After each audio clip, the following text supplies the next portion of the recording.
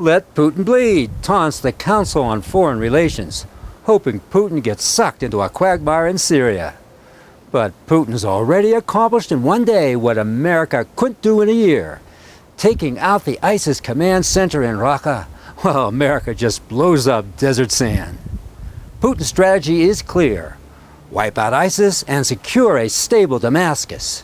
He's only just begun.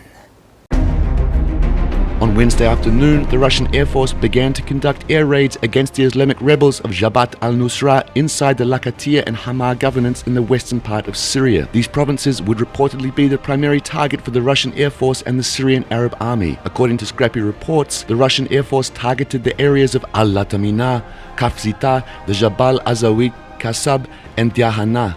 At the moment, airstrikes are aimed on the Syrian branch of Al-Qaeda. However, it's clear that the ISIS positions inside eastern Syria will be targeted in the nearest future. Earlier, South Front Analysis and Intelligence reported that Russia, Iran, Iraq, and Syria have made an agreement to set in Baghdad a joint information center coordinate their operations against ISIS. And Putin's strategy is gaining wide consent. On a quand même appris hier, à propos de Bachar el-Assad, que la justice française ouvrait une enquête préliminaire pour crimes contre l'humanité, enlèvement et torture. Par hasard, tiens, ça intervient juste au moment... C'est un dossier qui date de septembre, qui est basé sur 55 000 clichés pris par un ancien agent syrien. Écoutez, je pense qu'il faut être sérieux.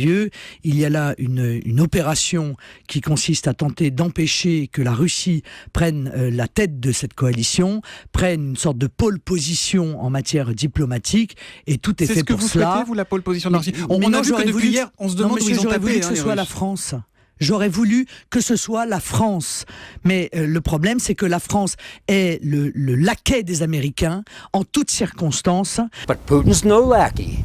He nails America to the wall.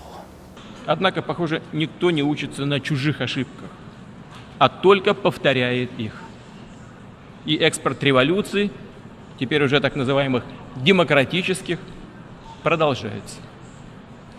Достаточно посмотреть на ситуацию на Ближнем Востоке и в Северной Африке, о чем говорил предыдущий выступающий. Конечно, политические, социальные проблемы в этом регионе назревали давно, и люди там, конечно, хотели перемен. Но что получилось на деле?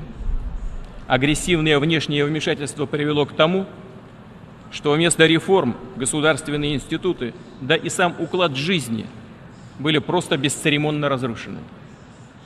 Вместо торжества демократии и прогресса – насилие, нищета, социальная катастрофа.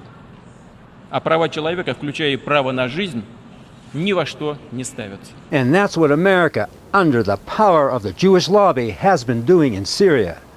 But Putin poses a question that will go down in history. Так и хочется спросить тех, кто создал такую ситуацию. Вы хоть понимаете теперь, чего вы натворили? America realizes it, but couldn't care less. To destroy the Syrian government, a bulwark against the sprawling Zionist beast, even if using terrorists does the job, is the Zionist aim. لما نتحدث عن هذه الدول فنحن نتحدث عن منظومة كاملة نحن نسميها كمصطلح الدول الغربية. وهذه الدول الغربية لها سيد واحد هو الولايات المتحدة. كل هذه الدول تتصرف بما يأمرها المايسترو. هل هذا يعني أنكم تعلمون بشكل خاص ماذا يريد الغربيون من سوريا؟ يريدون تغيير الدولة، يريدون إضعاف الدولة وإضعاف سوريا، ويريدون إيجاد مجموعة دول ضعيفة تلتهي بأمورها اليومية بمشاكلها بخلافاتها الداخلية ولا يكون لديها وقت لا للتطور لا لدعم القضايا الوطنية في منطقتنا أو القضايا القومية وفي مقدمتها القضية الفلسطينية وبنفس الوقت ضمان أمن إسرائيل. هذه الأهداف أهداف دائمة ليست أهداف جديدة ولكن تتغير الوسائل للتعامل معها من وقت لآخر. Another war for the Jews is what Syria is all about. But Putin says niet. By bolstering the Syrian army with airstrikes, S-300s, and intelligence, he's putting the brakes on Israel's master plan. Trump likes what Putin's doing too. What do you think Putin is up to in the Middle East? He's moving planes, he's moving advisors into Syria. What is he up to? Well, we spent $2 trillion, thousands of lives, wounded warriors all over, and Putin is now taking over what we started. and he's going into Syria, and he frankly wants to fight ISIS, and I think that's a wonderful thing. You know, I said that a year ago, and everybody said, oh, that's terrible. If he wants to fight ISIS, let him fight ISIS. Why do we always have to do everything? But he wants to go in, he wants to fight ISIS. Now, he wants to keep, as you know, he wants to keep your leadership, your current leadership, Assad, in Syria. Personally, I've been looking at the different players, and I've been watching Assad, and I've been pretty good at this stuff over the years because deals are people.